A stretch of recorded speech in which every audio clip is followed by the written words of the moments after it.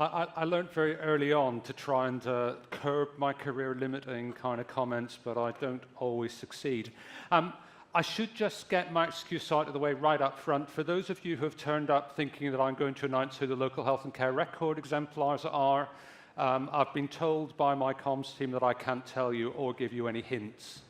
So I will try to do neither of those things. So this could be your opportunity to leave. Right. Who was here yesterday for Matthew's speech? Did any of you notice a little tantalizing hint about what the strategy looks like here on in? There was a really interesting slide which kind of began to say, what does the digital future look like?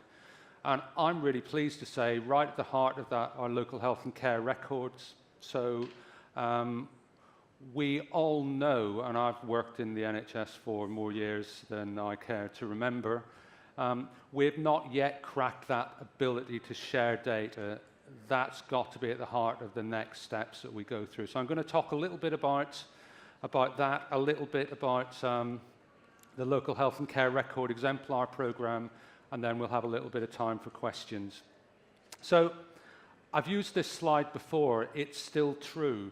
Our challenge from a digital perspective in healthcare today is four things. One, and as somebody who spent his career in secondary care, we have as yet failed to digitize secondary care to any consistent level across the country. We absolutely need to crack that. We have got the Global Digital Exemplar Program running, and I am confident that before the end of the year,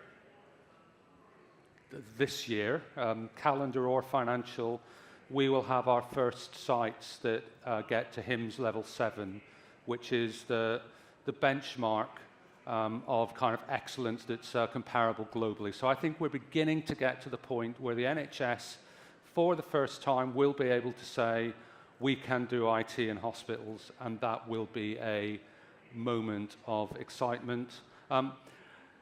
And then we'll all get past that very quickly and say, well, how do we deal with the other 249 secondary care organisations that we similarly need to digitise? But we will celebrate it briefly until Joe becomes the first mental health trust to get to that globally excellent level.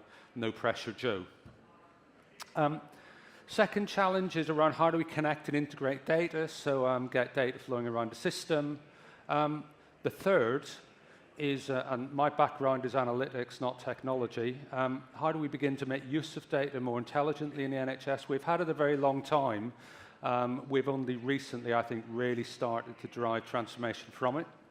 And then finally, and Juliet, I know, has been on a stage, much taller and more beautiful than I am, and told you all about how we're going to deal with the citizen interaction. But again, how do we begin to enable citizens to interact with the NHS in a different way? So 4 challenges. Our strategy is dealing with those 4. The 2 that I want to talk about today are the middle 2. So how do we share data? How do we begin to make use of data and analyze it? The second comment to make is technology doesn't exist for technology's sake. It exists to deliver a business strategy. We've had the next steps on the 5-year forward view. Gosh, must be over a year now. Must be a year.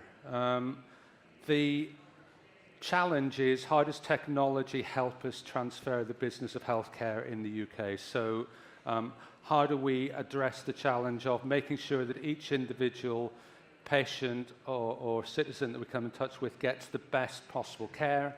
We do that through making sure data is available, and we make sure that that data can be used to manage the process of care more effectively.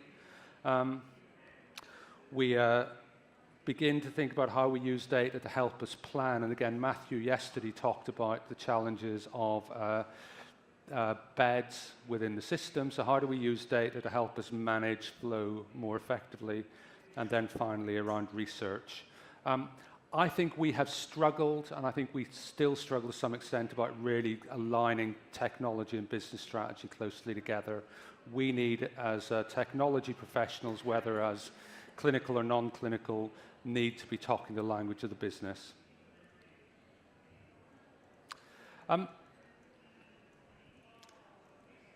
We love exemplars in NHS England. We have now got ones, or we will have when we announce it at the end of the week, have local health and care record exemplars. The thing about exemplars are they're not things that we pick out of the air. They're things that we're already doing. So we know in the centre that there are already over 60 local healthcare record initiatives around the country. Many of them are doing fantastic work. Many of them are doing innovative work with their patients, with their clinicians, and with other organisations, for example, social care. Our challenge is, and our challenge as a national system is, how do we bring consistency across the nation? And our challenge with local health and care records today is every one is quite different to the one that's next door. So we've just created 60 new silos where we still cannot easily move data between them. So great work. We need to build on the great work that colleagues have been doing, but we need to do it in the way that's consistent. We also know that that local work is in different stages of maturity, and Indy Singh did a piece of work, again, about 12 months ago, that for those existing care records, tried to get a sense of where they are, and from those that have got an idea or ambition but no programme, all the way through to those where there's a level of maturity, where there is data flowing across the organisation. So we know people are doing it. We know localities are in different places. We know that they are doing different things. Our job in the centre, if nothing else, is to try and bring coherence and consistency. We don't always succeed in that. So 18 months ago, I called a group of CIO, CCIO colleagues together in London with academia, with suppliers, with some international people, to begin to think about how might we crack this issue, this data sharing challenge. And we spent 2 really good days. We spent a lot of time thinking about what's the right scale for this initiative. We thought a lot about why would you share data. Is it just about real-time connection between individual applications, or it's something more? So we came up with some heuristics around 3 to 5 million circles of trust with patients. How do we make data sharing local whilst being at a large enough scale to not be reinventing the wheel lots and lots of times? So we came up with the idea of a target architecture. I talked about data lakes. I got told off for talking about data lakes, so they're not data lakes. Whatever they are, they're definitely not a lake. We talked about it for 18 months, and the concept has not changed or particularly moved on in concept. Our challenge is we have a trust issue and a transparency issue with citizens, so there's been a lot of nervousness following care.data whether the NHS is in a position where we want to start talking about sharing data at scale. So we spent a long time navigating that. But we talked about sharing data at scale. We talked about making sure that clinicians have the data that they need to treat patients, both around individual patients but also at a cohort level. But more importantly, or importantly in different ways, we created a view that said, actually, this same data should be used to support planning, should be used to support population health. We should be analysing that data, making use of it. I did a degree in management in 1985, and I specialized in information management. We did expert systems at that time that weren't terribly expert, but nonetheless. And the first lecture in my first day in my first information management module was, how do you manage data quality? How do you derive information from data?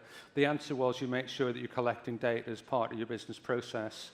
25 years later, the NHS has singularly failed to actually link the capture of data with the delivery of care, apart from my colleagues in primary care, I should just say, before I get in trouble.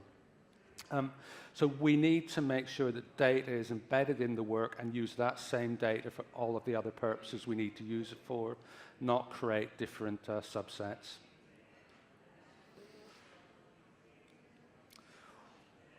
My father was admitted to hospital just over a year ago in Northern Ireland. A week before he was admitted, he had a chest X-ray, in a hospital in the far end of where we live, a long way from where we lived. A week later, he got admitted with pneumonia in a completely different acute hospital near Belfast. That hospital was able to see his imaging as he walked through the door of ED. They could see all of his primary care records. They could see all of the other interventions he'd had with healthcare. And I struggled to understand any argument that says having a comprehensive view of a patient's record as they walk into a healthcare setting is anything other than a good thing to do. And I worry why 15 years after we had some career-limiting comments from our northern friend, why we still are incapable of doing it. We know what the benefits are. I don't need to stand here and tell you. We just need to start delivering them at scale. So our vision is, over the next 4 years or so, to have, across the whole of England, comprehensive local care records for all 55 million English citizens.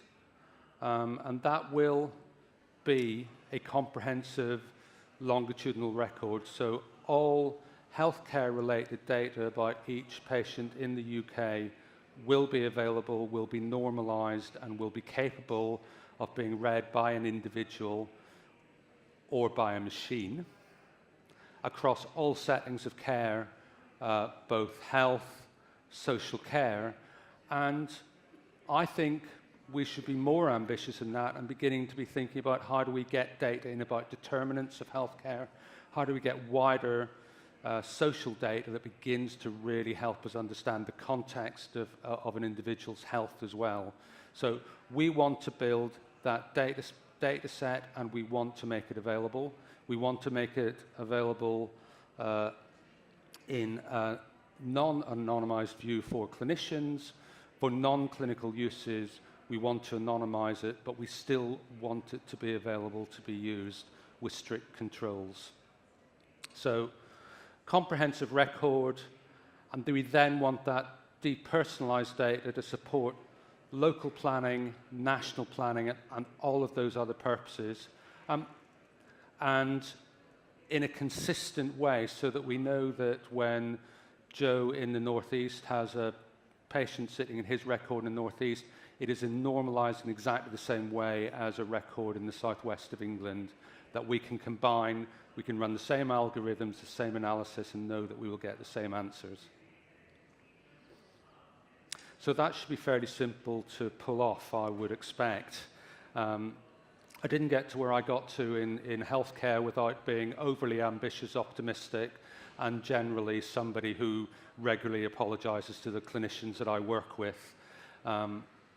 So it's an ambitious strategy. My worry, to be frank, is we run the risk of being not ambitious enough about what we can do with this data, about what kinds of analysis we can do, what data we can put in it. So the conversation that I will be having with the LICRAs and with other communities over the next weeks and months is how do we go further, faster?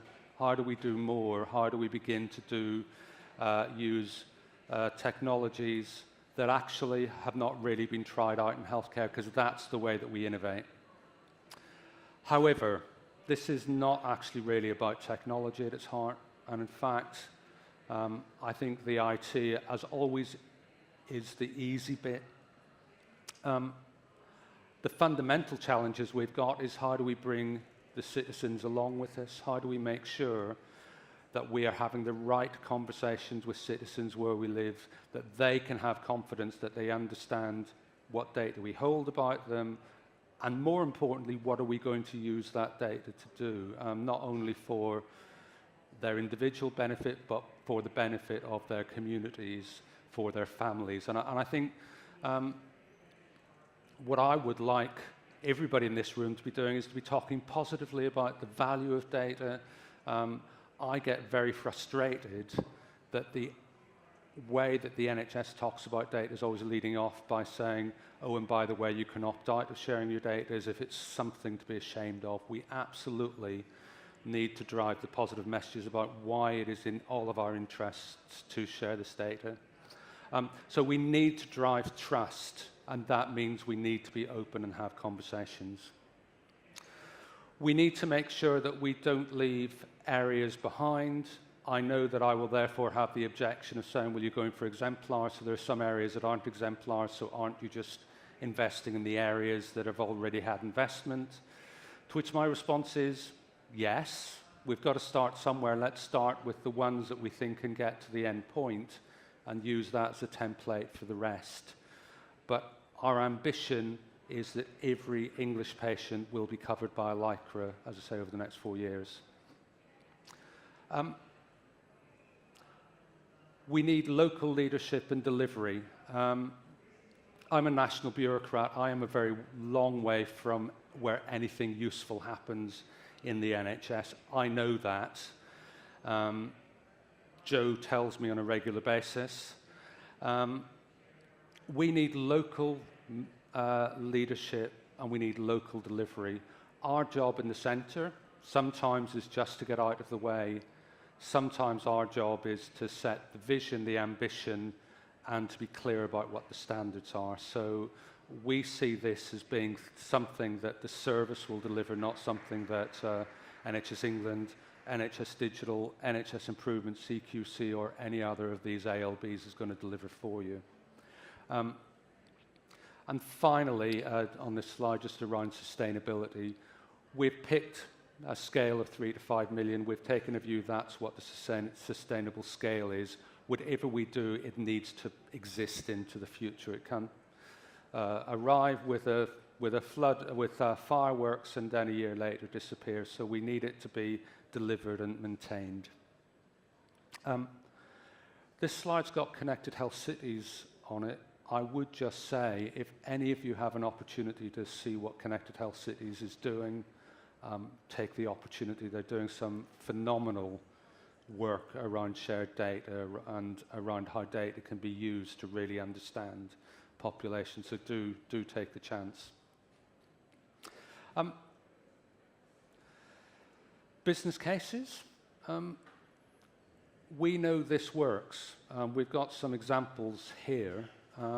There is lots of work already happening at a very small local scale, but it's driving benefits. We have absolute confidence that we're not making a set of promises based on some vague hope.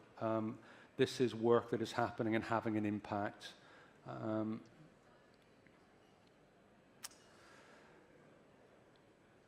Importantly, and for those of you who saw the prospectus that went out a few weeks ago, this is not an NHS initiative. This is a shared NHS Local Government Association initiative. We are partners in kind of supporting our citizens, and it's important that health and social care work together. So the LGA are critical to us, and they recognise, again, we have a shared agenda around data, a shared agenda around how we make that data, and data is a key enabler to support population health management. So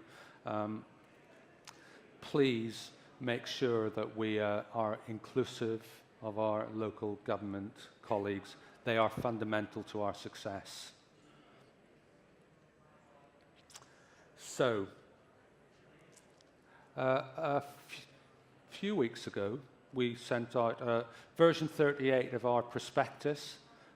It's a national document. It's important that you have at least 35 iterations of a document that goes out. And I have to say, by the time we got to 36, I did start saying I wasn't sure it was 36 times better than the first version of the prospectus. But it was widely reviewed from ministers all the way down. And the purpose was to begin to say, how do we judge and assess the readiness of parts of the country to develop local health and care record exemplars. We got 10 proposals through from 10 communities, covered 84% of the country, and actually all 10 had some real strengths to them, and all 10 had some areas, as always, where you would say we need to do a bit more thinking. So I'd just like to take the opportunity as the news is beginning to filter out to colleagues who put in the bids as to what's happened. I would just like to commend the amount of tremendous work that localities actually did. At the heart of those bids is how do we manage data from ensuring that when we have a patient in front of us, we make the right intervention based on the best knowledge that we've got. How do we make sure that we have consistency of practice? How do we make sure we understand our population? And an area that the LICRAs have not focused on, but we will be coming out, or I should say colleagues in the Office of Life Science will be coming out in the next few months around digital innovation hubs. How do we begin to move this data securely and make it available for real research?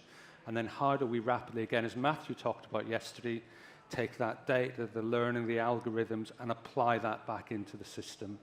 Because if we can do that, we can really transform care at scale and at a pace as unheard. So, we will announce at the end of the week a number of LICRAs, and we will be working with those communities to help them work smarter, using the knowledge skills that they've got, creating interoperable longitudinal records, standardizing. So we are looking for innovation technically, but we want to make sure that at the edge, each LICRA can communicate with the rest of the system, with some national components like anonymization components, de-identification components, and most importantly, templating what works and using that as the basis to spread. And that's how we get to 55 million quickly. And with a really clear view of what our expectations in the centre are.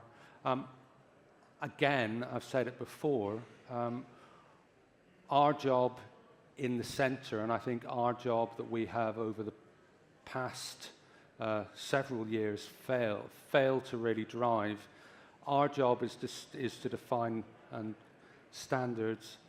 It's your job with your suppliers to implement those standards. And again, there's been some very welcome conversations with CIOs and CCIOs about how do we begin to create a dynamic where we can begin to drive those standards out.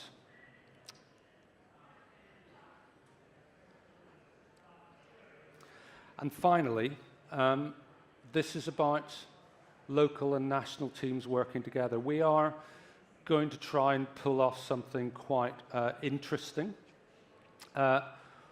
We are going to run a national program. We're going to have 5 regional programs, up to 5 regional programs running at the same time. We are going to somehow make sure that each of the regional programs are delivering the same set of standards and land in the same place, whilst I manage with colleagues the Department of Health to make sure that they just keep out of the way of what we're doing. So we are going to have lots of moving parts, and we somehow are going to have to work together. Again, the hope that I've got, and I think what we've seen through the bids, is actually we've had 10 communities at populations of up to 5 million that have actually managed to get together, work together, come up with a bid and say, actually, we think we can work together and cooperate. If we can do that in each community, and if we can bring national and regional teams together, I think we can pull it off. But let's not pretend that it's going to be simple. So, local delivery, national scrutiny, oversight, and levers and incentives, I think we call it. So, national support, local delivery. So finally, we only do this because we think data is important.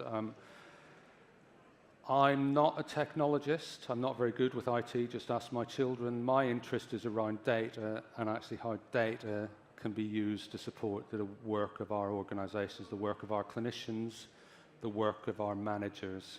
So data can save lives. This is the opportunity to really put data to use in the NHS so that we have the most effective data available where and when it's needed to have the largest impact. Because when data is available, it does save lives. So let's be positive. Let's move forward. We will announce the LICRAs on Friday. I'm sorry that I can't tell you now. I tried very hard to be allowed to tell you, but I was told that I wasn't allowed to. It would be very career limiting if I was.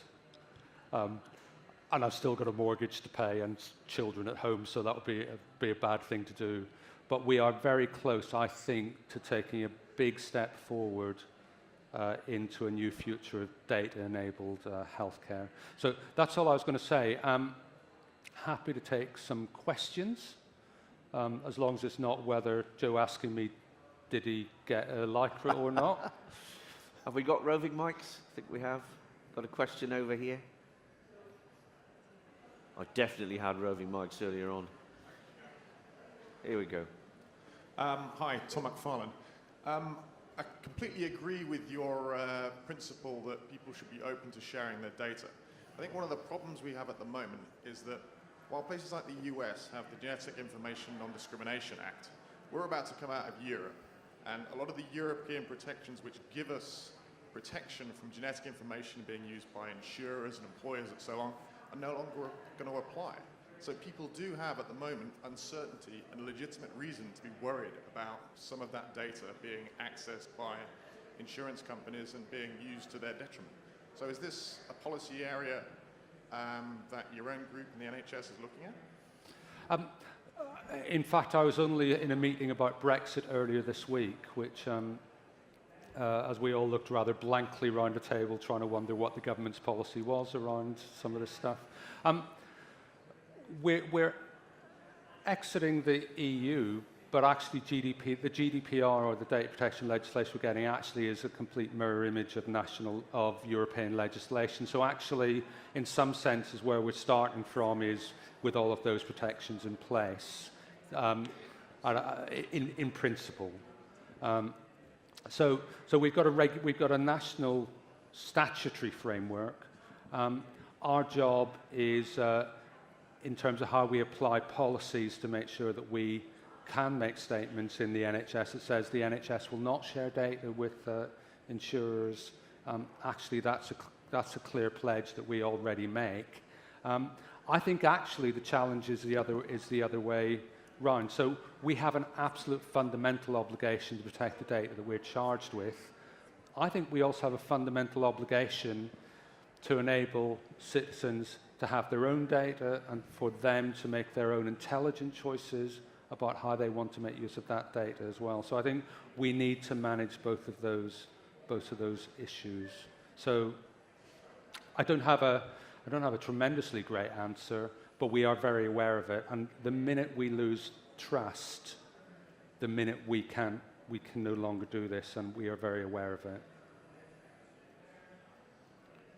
Any other? Yes. Got a mic down at the front here.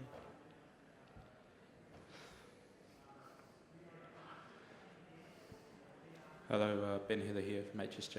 I was just wondering, there's a lot of talk about the lycras, but my understanding is there's an intention to build another level above that at some stage that will take certain data at a national level. Are you able to kind of talk about the line that is defined about what will be collected locally and used locally and what will be collected nationally and used nationally, if that line has indeed been defined? So I'm assuming you're talking about the data services platform? Yeah. Oh. Yeah.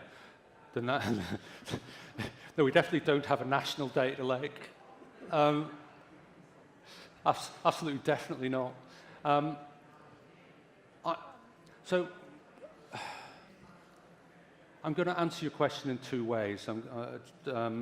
So from a regional perspective, I think within controls and within legislation and all of those things, regions should be able to make use of as much of the data they have within their locality as is possible to safely do.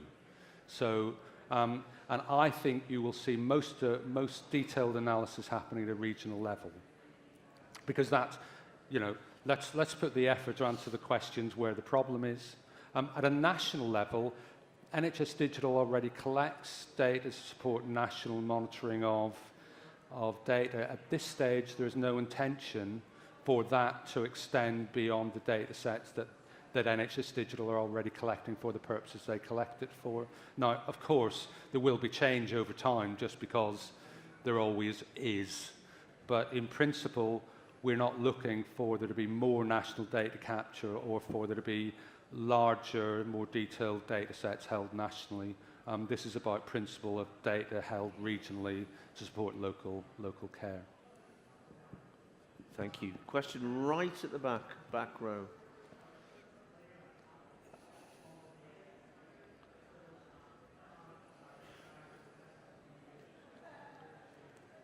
Thank you. My name is Vibhor. And my question is with regards to the comment you made about unlocking the value of existing data that we have within the NHS. We've seen examples, especially from America, where they have private healthcare hospitals have opened up their data to software vendors and third parties to recognize the value, be it through AI or machine learning tools. So my question was, is NHS embarking on similar programs, albeit through sandbox environments or more controlled environments? And the second question is, in a world where patients are gathering additional data, such as genomic data from 23andMe and similar services, do you see NHS sort of integrating with that additional source of data that patients might be generating, be it outcome data or multi-omic data and so on and so forth? Okay. So on the first question, we are not looking to monetize the value of our data. So this is not a question of how do we make money by selling patients' data for other purposes. So just to be clear about that, we are, and through the Digital Innovation Hub development, through the industrial strategy, looking to how do we cooperate with the research community to make data available in a way that can actually be used for the kinds of purposes that you're talking about. We're kind of talking about that as being a reference library model rather than a lending library model, so we still hold the data tight, but organizations can bring their algorithms and their research of the data into a controlled environment. So we absolutely want to encourage that, but again, back to the point of trust and transparency and security, we want to do it in the way where we can be certain that that data is held in a secure and confidential manner, given the nature of the data. And we've seen with Facebook some of the challenges they've got into where they've shipped their data to third parties and then you don't know what happens to it, where it goes to. So yes, that's a core part of our agenda. It's the same agenda we've got around the app development ecosystem that Juliette, I'm sure, talked about earlier, where we're saying we want to have standard APIs to allow people to connect to data security via standard mechanisms. So it's all part of the same process of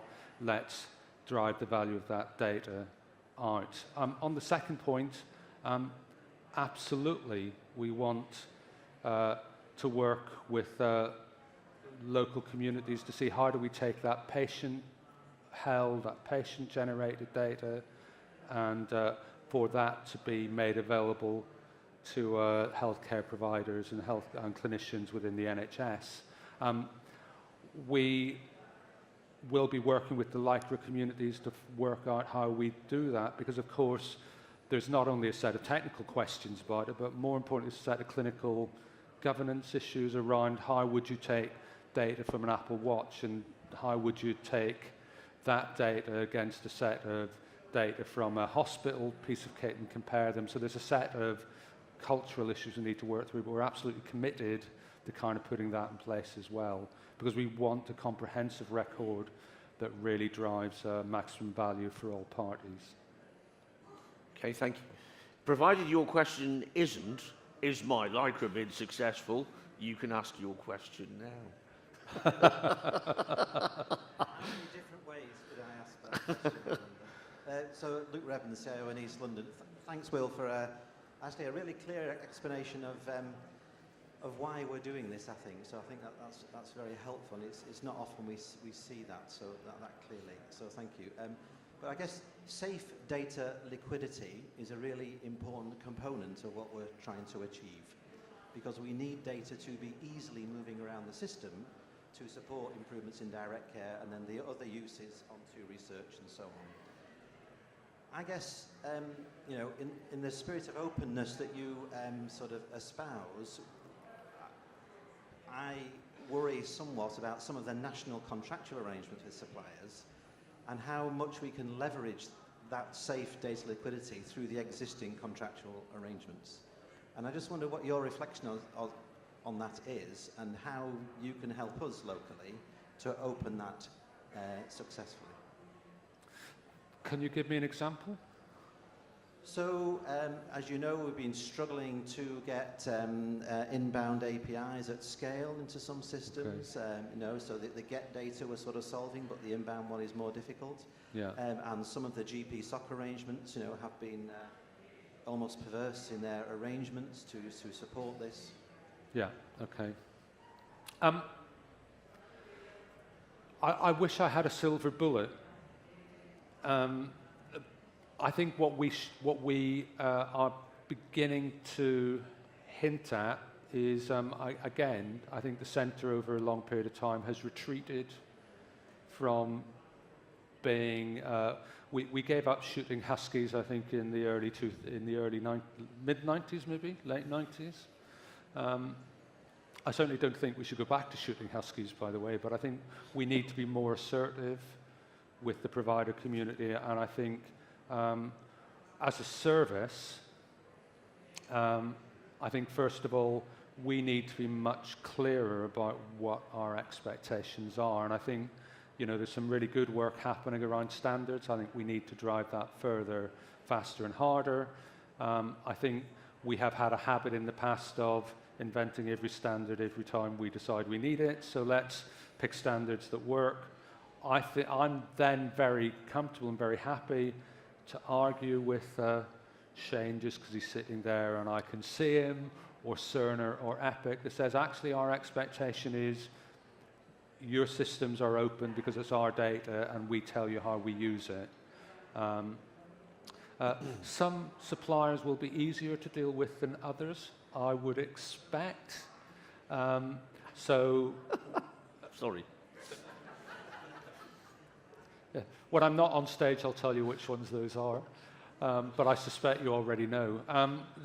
So therefore, the challenge is how do we change the market dynamics? So GP SOC, we're going out to replace the existing GP SOC contract. That gives us a chance to put new contractual levers in place to be much more specific. And I think we need to do those things, be clear about what we need, be clear about what levers we've got nationally and locally, work together so we have the intelligence, and change the contractual framework and paradigm that enables us to be much more, I was going to say supportive. We always kind of say success regime when we mean something else, don't we? But how do we work supportively with the supplier community whose interest it is actually for them to give us what we want?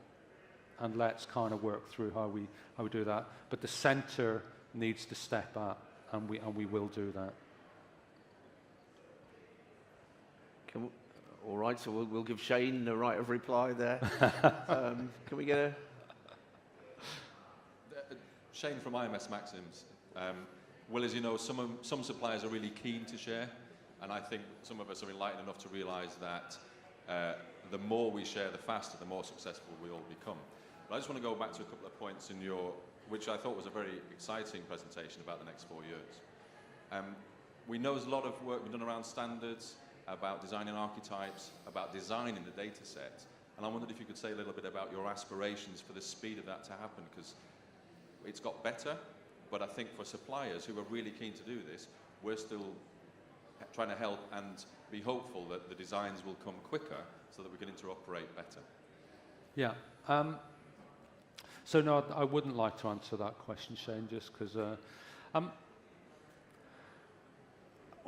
we need to speed ourselves up. There was a really interesting article I saw over the weekend from Google at one of their conferences that says we think we can apply AI to EMR data, and actually that means we can intelligently interrogate the data set, which is complex, unstructured, and in a way that lets us drive value out. And again, I think, why don't we try thinking differently and do things a bit differently? Again, with the Lycras, we've got an opportunity to say we don't need to define every single data set. There are other approaches we can take. So again, NHS Digital do a lot of work around data sets. They're doing a lot of work around how do we modularize data sets in a way that makes it easier to combine data.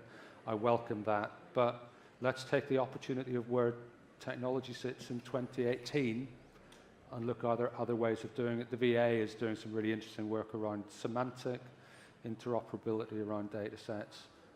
We've got the opportunity with the brains in local areas, with the enthusiasm we have from the supplier community to do things quite radically different. Let's take the chance. With that, we'll have to finish, I think, but thank you very much, Will, for your, as usual, refreshingly frank account of how things are. Thank you very much. Thank you.